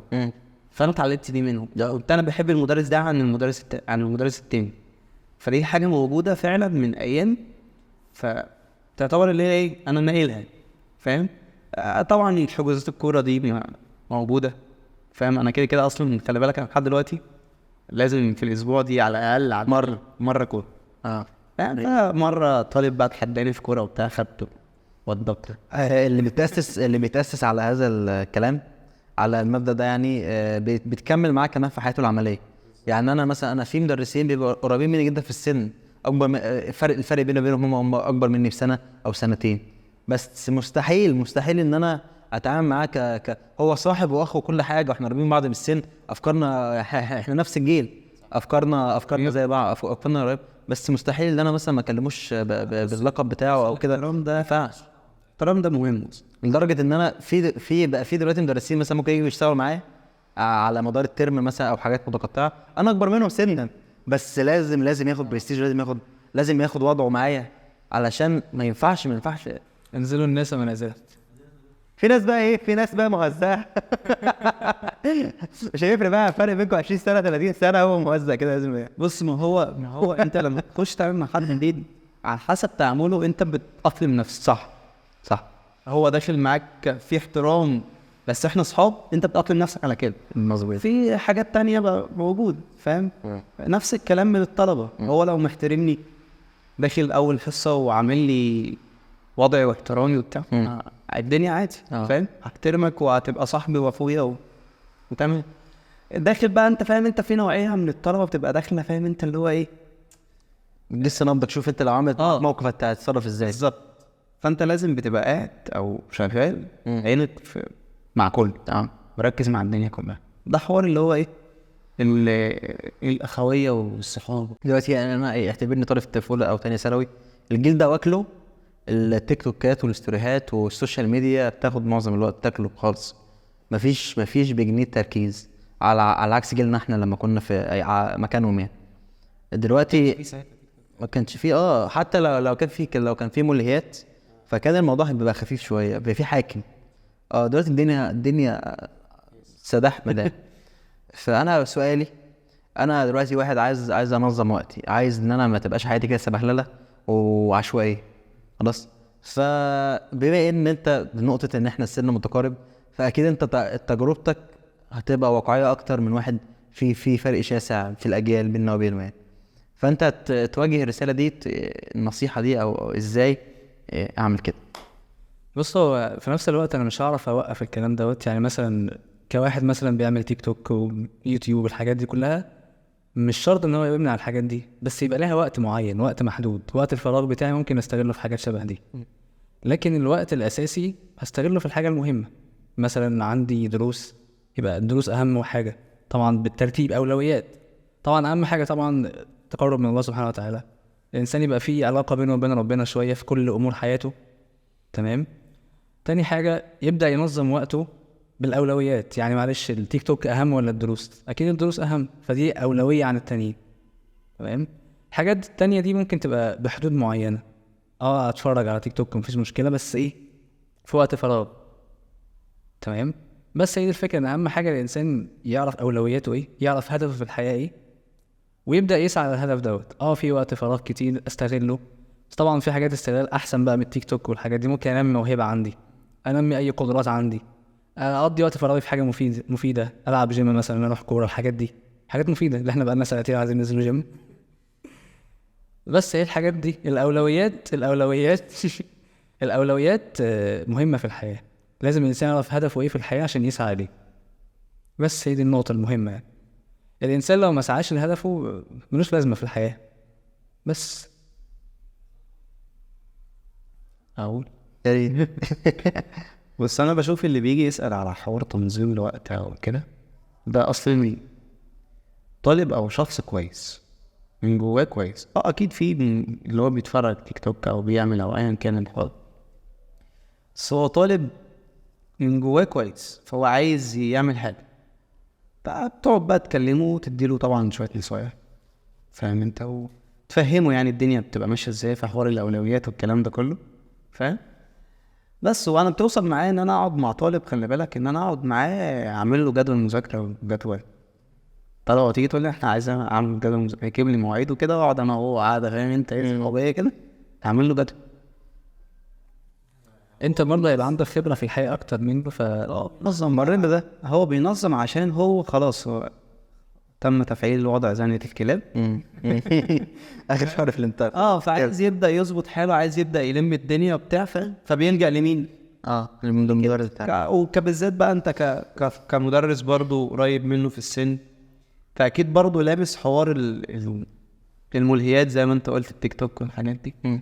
فبتبدا انت بقى انا اتمنى ان انا دايما ببقى حريص ان انت ما يبقاش ده بس سلوكك في اخر شهر في الترم. انا عايز ده يبقى سلوك في الحياه كلها. حتى مسكك للتليفون ده لازم يبقى محكوم بحدود. انا بحاول على قد ما اقدر، ودي انا جربتها بقالي مثلا شهر او شهر ونص.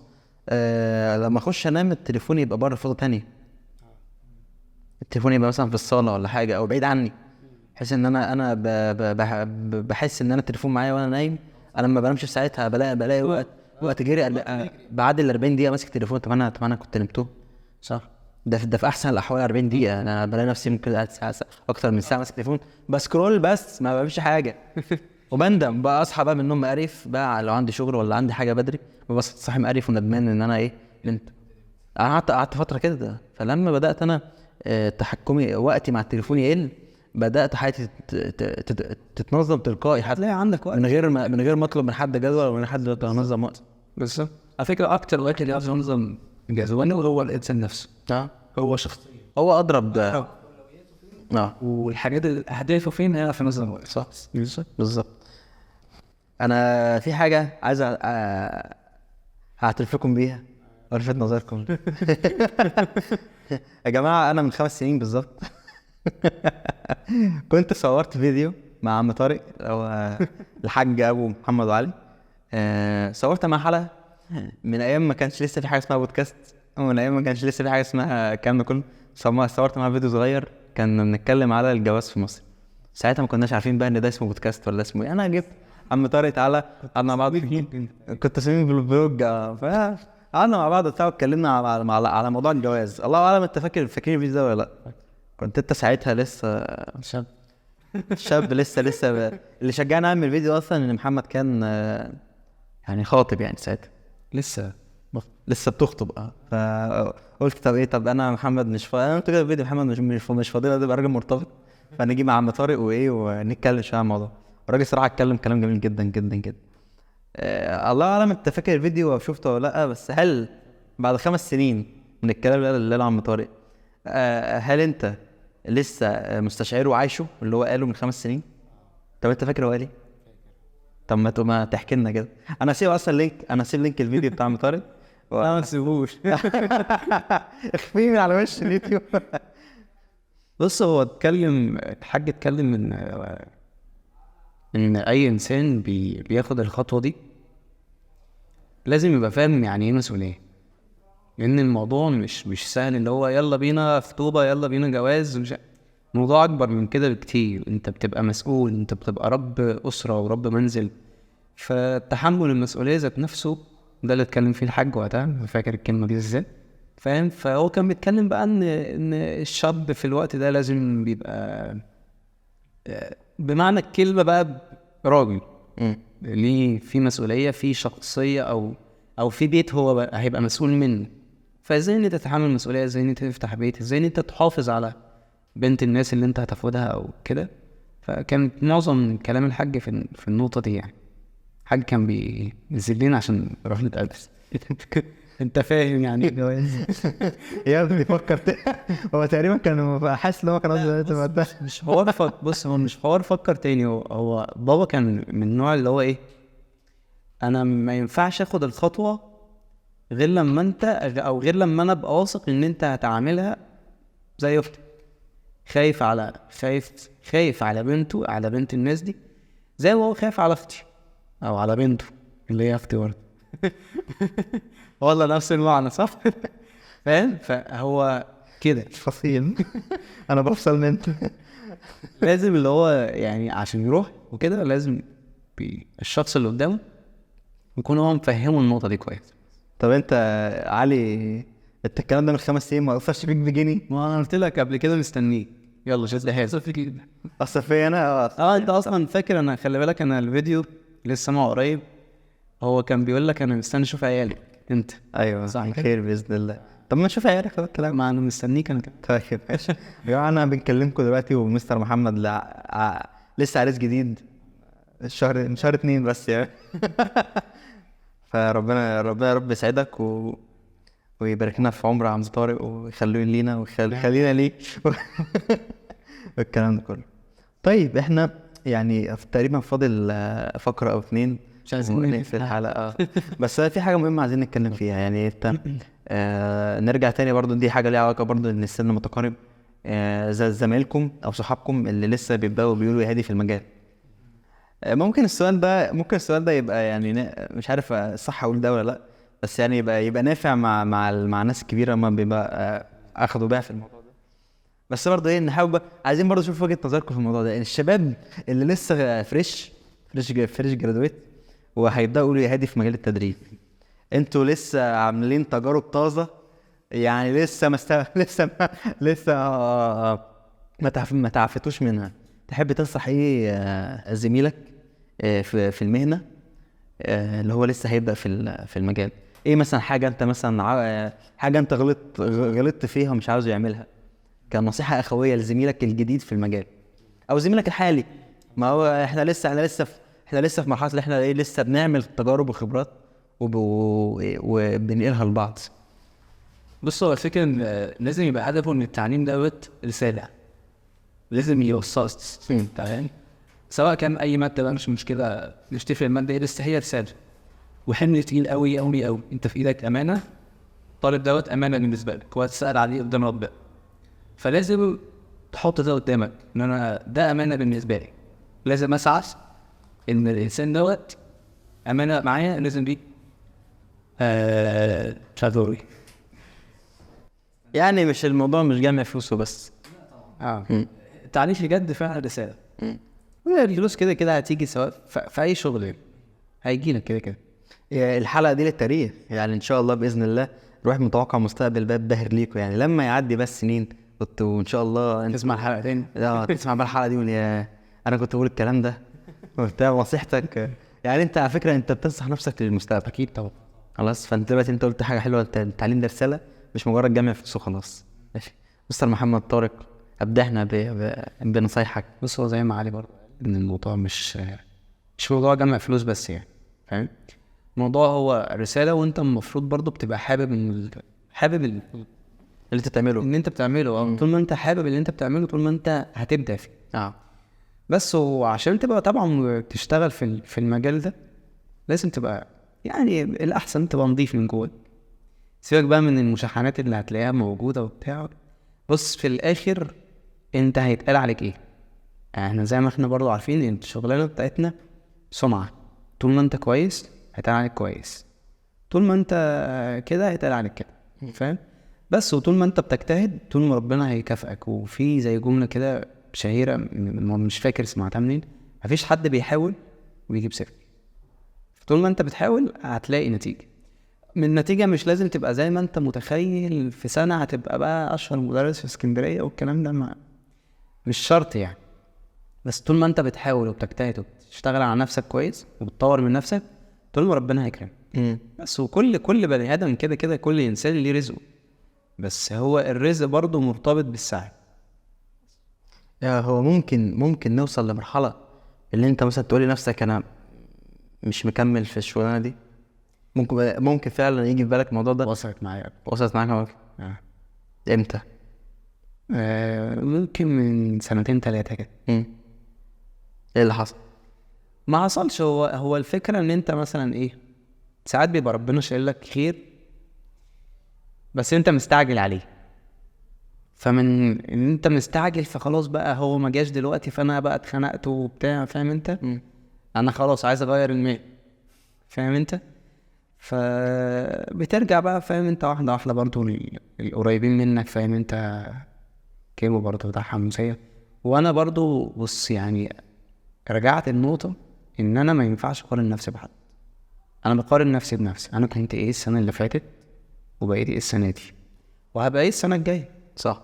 بس ما تبصش للي غير اللي حواليك او اللي غيرك، او انت بتبص لهم ان انت تبقى عايز مثلا ايه توصل للنجاح اللي هم مثلا فيه، لكن مش بقى بص ان انا غيرة وحقد والكلام ده كله وتقارن نفسك بنفسك. انت السنة دي مثلا معاك 5 طلاب مثلا، السنة الجاية بقوا 7، ده نجاح. السنة اللي بعديها بقوا 15-20. طول ما انت بتزيد طول ما انت في نجاح. صح. بس انت ثابت زي ما انت، مش هقول لك فشل بس مش كده، انت مش في طريق النجاح. لو رجع بيك الزمن يا علي، كنت سبت الدكتور حازم ولا كنت هتمشي في نفس الطريق اللي ربنا كان مقدره لك؟ ليه؟ مثل المقارنة وجمعتي وطريقي بحاجة أنا حاببها. هو تاني برضه كنت حابب بس أنا حبيت ده أكتر. وحاسس إن أنا أبدعت فيه كويس. ومبسوط من نفسي إن أنا وصلت له كويس. ممكن يوصل بيك الحال انت تقول انا مش مكمل؟ لا أكيد. لا، ما في واحد في، بص انا بسأل ليه كده، او طبعا الله اعلم كل حاجه. هي الفكرة، معلش أنا آسف، هي الفكرة مش إن أنت مش بتبقى خلاص هتبطل، أنت بتجيلك كده إيه زي يأس، إحباط. نوعية الطلبة اللي قدامك برضه بتفرق. أنت بتبقى جبت دفعة 23 في ناس كتيرة جدا جدا يعني. مش 23 بس. كانت بتشتكي منها. مش 23 بس، هي بتبقى بس هي بتفرق من المنطقة للمنطقة، وكل منطقة فيها الكويس والوحش، بس نوعية الطلبة برضه ساعات بتفرق يعني. انا كان قصدي من السؤال يعني في معطيات. رسالة شكر للطلبة اللي عندي، فتحوا دماغكم شوية معايا، الله يبارك لكم. في انا بسأل ليه، لان ساعات الواحد بيحط لنفسه المعايير دي لو مش زي اللي هو متوقعه من المعطيات اللي في المجال بتاعه، لا لكن انا هحترم نفسي، احافظ على قيمتي واتكل على الله. ماشي، احنا كنا بنتكلم قبل ما صوتنا يقطع بتاع مستر علي على حته ان انت امتى تقول انا مش مكمل في المجال خلاص. احنا كنا بنتكلم على الريد فلاجز، انا مش بتكلم على حته ان انت بتزهق وبتاع، لا انت بتحط لنفسك معايير. احنا اتكلمنا حته المعايير خلاص، فانت المايك مع سعادتك بعد ما غيرنا الحجر. هي الفكرة إن أنا لا إله إلا الله نسيت. طبعا يا جماعه شكرا، انت الحلقه انتهت. هو مش حكاية زهق. ممكن الإنسان إيه المعايير اللي حاططها، لو أنا حاطط معايير صعبة عليا ومحققتهاش طبيعي هزهق. لكن لو أنا حاطط معايير كويسة وفعلا بحقق النجاح، حتى لو نجاح مش 100% مثلا 80% 70%، يبقى أنا كده ناجح في المجال تمام، وهقدر إن أنا أكمل عادي جدا واجي على نفسي مرة واتنين. ومفيش حد بيسعى زي ما محمد قال، مفيش حد بيسعى وبيجيب صفر. طبيعي في الانسان، وكنا بنتكلم برضو على الناس اللي عايزه تخش المجال والكلام دوت. طبيعي انت لما تخش في مره هتقع فيها، لو وقعت واستسلمت يبقى انت كده خلاص. لا، لازم تقع وتقوم، تقع وتقوم. كل الناس وقعت وقامت، الانبياء نفسهم وقعوا وقاموا تمام. كل الناس بتحصل فيها الدروب اللي بيحصل او الحاجه اللي بتحصل. سيدنا نوح، سيدنا يونس زهق من قريته وسابهم ومشى، ما ده ايه، ده برضه دروب جال وقع. لو ما حصلش ايه متغير. ما سألنيش سؤال المتغير دي. نسأله قبل ما نقفل. خلاص بقى عايز امشي. سيدنا يونس لما حصل معاه ساب القرية كلها ومشى، وحصل بقى ان ربنا سبحانه وتعالى عاقبه على اللي هو عمله، رجع تاني من قريته وكمل. فما آمن معه ايه، وآمن معه الناس كلها بعد كده. فالموضوع ان انا لازم لازم اقوم واكمل، واقوم واكمل لغايه ما اوصل اللي انا عايزه. علي بيبدع واحنا بنشطب. لا بفهمك دلوقتي. صح صح، انا اسف، انا كان المفروض القهوه دي قبل ما نبدا تاني. يوم روح يا عم. ثلاثة اكشن. انا مبسوط بالحلقه دي صراحه، ومبسوط كمان ان انت ايه، انت قلت الجوهر بتاع مسمى البودكاست متغير. فانا مش هسالك انطباعك كان متغير، انت خلاص قلت انت تقوم وتقع الكلام ده كله، تبقى انت متكيف مع اللي حواليك. مستر محمد طارق، انطباعك ايه لما سمعت كلمه متغير؟ بس في كلمة عايز اقولها برضو، التغيير لازم يحصل من الانسان نفسه قبل ما يغير اللي حواليه، زي ما ربنا سبحانه وتعالى في القرآن ان الله. اكيد طبعا، بس لازم الانسان يتغير من نفسه عشان يعرف يغير البيئة. ان الله لا يغير ما بقوم حتى يغيروا. الله، احلى كلمه اتقالت، احلى كلمه. ده دلوقتي صحي فعلا دلوقتي. ايه عليه؟ ايه يا عم، صباح الفل. انت غيرت حكايه المجال ولا غيرت المستر؟ فالتغيير بيحصل من الانسان نفسه عشان يعرف يغير حياته كلها. بس كمل بقى انت، خش. انا مبسوط لدرجه انا مش عايز اجابه محمد، انا عايز اجابتك انت وخلاص بقى في المي. قول لي يا باشا. انا اجيب لك واحده قهوه كمان فواك. بص، هو انا الصراحه اول ما سمعت اسم متغير جا في بالي حاجتين. طبيعي جاي في بالي تغير الرياضه اللي هو يا عم ارحمني بقى. انا بقول لك انا كل ما اجي مدرس يقول لي رياضه اقول لي متغير عشوائي وبتاع. دي جالي حاجتين، فده كده سيبك منه. التاني بقى، انت كشخص طبيعي من مرحله لمرحله انت بتتغير، من دروب لدروب او من نجاح لنجاح، انت بيحصل فيك تغيرات. فده معنى كلمه متغير من وجهه نظر يعني. فاهم؟ انت كنت ماشي في حاجه معينه، حصل حاجه غيرت الموضوع، فانت كده ايه، حصل لك يعني. انا كنت عايز اخش تجاره، حصل لي تربيه، فده صح، متغير. تغيرات. تتاقلم بقى، تعيش حياتك كده تتعامل مع المعطيات اللي في حياتك. لازم تتعامل مع الحاجه اللي انت هتتحط فيها. اصل انت هتفضل تقول لا انا كنت عايز اعمل كذا، مش هتتقدم، هتفضل ايه، وعايش في حاله انكار الواقع وانكار الذات. بالظبط. لكن طول ما انت بتتاقلم، انا عايش طول ما انت بتتاقلم مع الواقع الجديد وبتتغير، فانت متغير.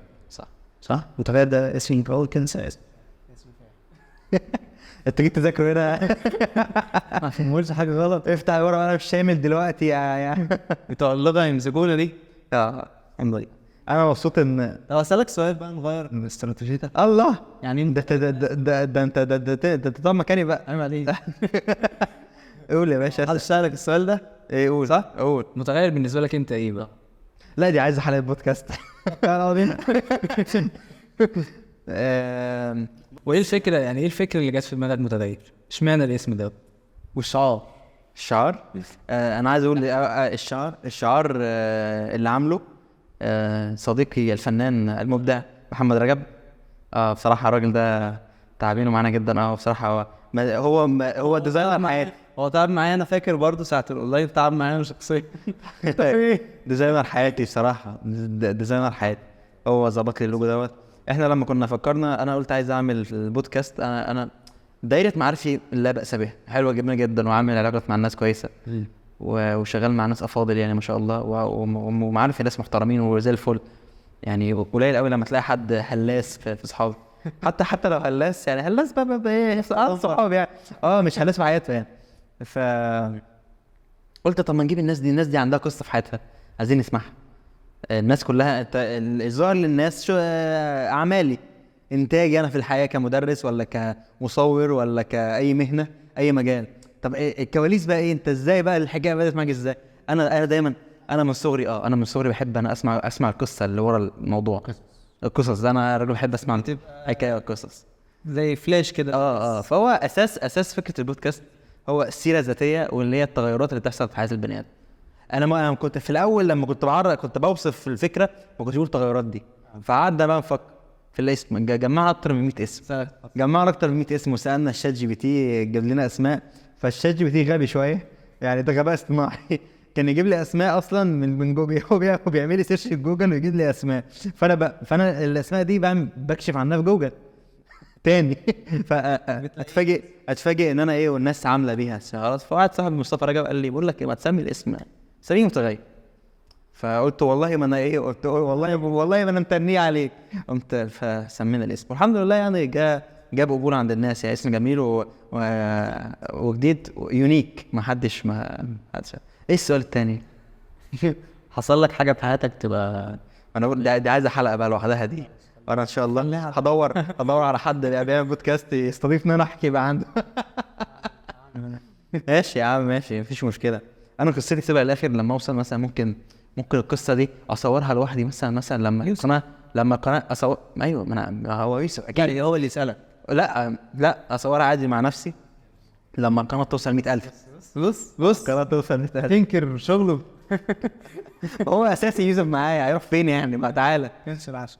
انا قصتكم وانتوا بتحكوا قصتكم في مجال التدريس شبيهه لحد ما قصتي انا ويوسف في مجال التدريس. انا برضو انت محمد مستشارك، وهو انت بترجع له، هو يوسف بيرجع له كل حاجه، وانا اللي طلع عيني. انا ما بس ده نفس الكومنت، طلع عين طلع عين اهل انا. سيبني ساكت. سيبني ساكت انا سنه ثانيه. طلعكم معايا بقى لما انا احكي قصتي على قهوه نخلص ونقعد على القهوه نكمل عادتنا بره البلاي ستيشن ونحكي بقى براحتنا. في حاجات كتير فاهم. الواحد مر بحاجات كتير يعني. الحمد لله. الحمد لله. احنا في الاخر في الاول في الاخر احنا حاجه تتعلم ببلاش برضه. بس انا اتعلمت بفلوس كتير قوي. كنت منزل بوست ده اللي اختم بيه. كنت منزل بوست، كنت ايام بقى ما كنت احب اقتبس الحاجات التويتات واحطها عندي ايام كنت لسه شاب مراهق كده عندي في 2012 ولا حاجه. فكنت دروس الحياه مجانيه، المهم انت تتعلم منها. فدخل لي مهندس خالد عثمان، الشيخ خالد عثمان، فقال لي على فكره دروس الحياه مش مجانيه خالص، خلي بالك انت لما بتغلط في الحياه بيبقى درس قاسي جدا وبتقع يعني. عرفت بعدين عرفت لما عرفت لما دخلت طلع سبام اصلا، وده دخلت على اللينك فتح لي لينك فكده ما علينا. بس عايز اقول لك ان احسن دروس بتعلمها هي في الحياه. لان بص انت مهما حد بيكلمك ما فيش دروس في حته ثانيه، ايه الحياه. لا يعني لا مش قصدي يعني انا ممكن اقول لك يا محمد خلي بالك من كذا، خلي بالك انت ممكن يحصل معاك كذا، فانت طبعا الذكي مش هتستوعبه قوي لما تعيشهم معاه. هي دي نوعيه كبيره جدا من البشر لازم يجرب بنفسه ويتلسع عشان يعني بالبلد كده لما تاخد لا تلازوم بالظبط.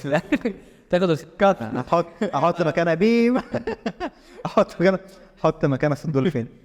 انت النقطه دي حلوه جدا، ودي لا في البيئه حته ان انت مالك عايز تقفل. انا عايز اقفل بس ايه الكلام يجيب بعض. البودكاست حلو في اخره يعني. انت لو وصلت لاخر البودكاست ده يبقى انت من الاشاوس الابطال اللي في الحلقه يعني. انك تسمع النصيحه من واحد خد التجربه وتطبقها على طول، انت كده بص انت وفرت على نفسك 90% من المعاناه اللي انت ممكن تشوفها. بس هي في الاخر ارزاق وربنا، واللي كاتبه ربنا هتشوف. والغالب من البشر اللي هم اللي لازم يجربوا بنفسهم، لازم يتعوروا ويقعوا بنفسهم. مش بقول لك لا خلي بالك ممكن اقول ماشي، بس انت اللي هتقفل بالحلقه، قولها واقفل الحلقه. بص هو مش انا كنت المفروض اقولها قبل كده يعني في نص الحلقه. انا لما بدات التدريس كنت بتمنى انا شايف نفسي ان انا اتاخرت شويه، بس انا كنت بتمنى ان يبقى ليا اخ كمدرس مثلا، او مش لازم اللي هو اخ اللي هو اخويا يعني يوجه يرشدك كاخ يرشدني يعمل ما لقيتش ده، ما كانش عندي ده. ممكن بقى من نوع النوع ان انا مثلا اخد جامعه شويه، ممكن تقدر النعمه اللي انت فيها. وانا دايما بقول ليوسف يا ابني قدر النعمه اللي انت فيها. انا لما بدات ما كانش لاقي حد يقول لي، فانا كنت شايف طريق لوحدي. فدي ممكن تبقى فارقه مع ناس صحابي يعني، حتى لو هم مثلا بادئين متاخر عني شويه بس بياخدوا رايي حاجات انا مريت بيها. فانت يا محمد احنا كاخوه اكبر في اسرنا وكناس مكتوب علينا ان احنا اللي نجرب واحنا اللي نشق الطريق ونمهده اللي ورانا. اللي ورانا بقى يقدر ده حتى في الجواز. هل بقى اللي ورانا يقدر ده؟ هنشوف بعد اللي هو بص، فهي دي اصلا خلي بالك دي نعمه ان انت يبقى ليك اخ كبير. نعمه ان انت يبقى ليك اخ كبير، صح. مش شرط اللي هو اخ اب وام، لا منتور ليك. بتستشيره، بترجع له في حاجات كتير، دي بتفرق معاك انت كتير. عشان كده قلت لك انا اكبر داعم ليا فعلا هو محمد. الله اكبر. فانا كنت بتمنى الله اكبر، قول ما شاء الله يا ابني كمبر امسك الخشب. بدع حرام. فانا كنت بتمنى فعلا ان يبقى في حد اكبر مني يرشدني للحاجات، لان انا عايز اقول لك انا خبطت في التدريس وعملت غلطات، بس الحمد لله يعني الواحد الحمد لله نجح. انا شايف ان انا عامله نجاح بالنسبه لي كبير، التجربه مبسوط من ان اللي وصلت له، ومبسوط من اخواتي اللي بيدعموني في ظهري. اخواتي. تجربه محمد هي نفس تجربتي بس في مجالي، نفس المعاناه اللي عاشها ونفس الطريق اللي خاضه، بس كل واحد في سكته يعني. فدي حاجه كويسه اللي احنا في الاخر نتقابل نختم. لا انا دلوقتي بقيت انا خاتم وانا راضي ان الحلقه خلاص انا بقيت راضي ومرضي خلاص بعد الكلمه الحلوه اللي اتقالت ديت. محمد علق على اخوه، هو لازم يقول حاجه احسن من اللي هو قالها. لا هو عملت مفعول في اخر الثانيه في الفيديو. نورتوا البودكاست، ودي مش اخر حلقه، دي مش اخر حلقه نهائيه، انا لازم نقعد قعده تاني ونجيب ناس تانية بقى تقعد بقى معانا وتبقى القعده نعمل سيركل كبيره كده تاني. معلش طيب انا مبسوط منك حبيبي يا عم. مش حوار التدريس اصلا اللي مجمعنا ببعض، صح اخواتي من قبل الموضوع ده. فانا اقسم بالله يعني عايز اقول لك مبسوط بالنجاح اللي انت وصلت له، وليه لسه هتوصل ان شاء الله. حبيبي ان شاء الله، احلى حاجه ده الواحد بيفخر بجد لما يلاقي اخوه ناجح. حبيبي احنا اكتر من اخوات اكتر من اخوات يا جماعه والله. احنا عشرة عمر يعني، ان شاء الله نكمل على خير باذن الله. بس بقى عشان انا بتاثر بالحاجات دي هقفل الحلقه، عايز اقفل الحلقه قبل ما ادمع يعني. ماشي يا جماعه، انا بص انا مش هقول سلام والكلام ده خلاص يعني، هنقط الحلقه على طول كده. ربنا يوفقك، ربنا يوفقك ليك. نورتونا يا جماعه، وما تنساش الحلقه اتمنى تكون وصلت الاخيره لان اخرها احلى من اولها بصراحه، ده رايي الشخصي. وما تنساش بقى تشيرها وتعمل لايك للحلقه، تكتبها في الكومنت انت بقى عن الحلقه. يا ابني سيبني اقفل بقى. يا عم ما تفرحليش يا عم. عايزك تفرح لي. الله المستعان. طيب ماشي، شكرا ليك حبيبي. انت عارف طول عمري ماسك في الاعتكافات النشر. ده عايز حلقه تانية، دي ذكرياتنا مع خليها مره تانية ان شاء الله باذن الله. باذن الله هي دي مش اخر حلقه، مش اخر حلقه بينا. شكرا ليكم يا جماعه، مع السلامه، نورتوني ومع السلامه. اقفل بقى، اقفل.